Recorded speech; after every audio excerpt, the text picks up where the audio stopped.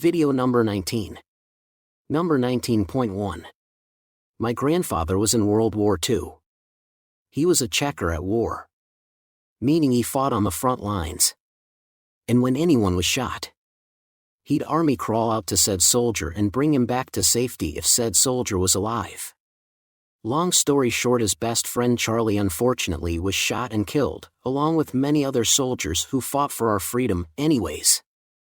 Decades and decades later, when my grandfather, Papa, was 81 years old, he fell very ill. And during the last few days of his life while in hospice, he suddenly looked around the room. Look at my mother, his daughter-in-law, who was moistening his lips with water and a sponge, and suddenly Papa looked at my mother with the biggest and brightest of smiles and grabbed my mom's face. With so much joy exclaimed, "Charlie boy! Charlie boy!" Which is what he called his very best friend who he had lost in World War II somewhere 60 years earlier. Rest peacefully, Papa Checker. Number 19.2. My mom experienced this 2 days before passing away. She woke up after sleeping for about 3 days straight. She asked me and my sister to stand her up. We stood her up. She then tilted her head up towards the ceiling and she said, "Listen, do you hear them? They are calling me home." She died 24 hours later. Very profound to experience. Number 19.3.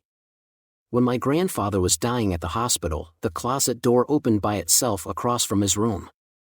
My grandfather said that was my grandmother passing through to see him. Number 19.4.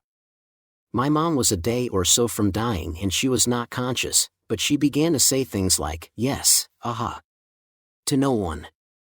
My sister said that she had been silently asking our dad, who had passed years before, to please come and get mom. We like to think that he was there, asking if she was ready to go with him, and that was her answer. Number 19.5. My 12-year-old was dying of cancer, woke and told me a man in white suit asked her to go with him. She refused, telling him, "I am going nowhere till I ask my daddy if it's okay." I told her when he returned to go with him. Few HRS she was gone. She was 12. Number 19.6.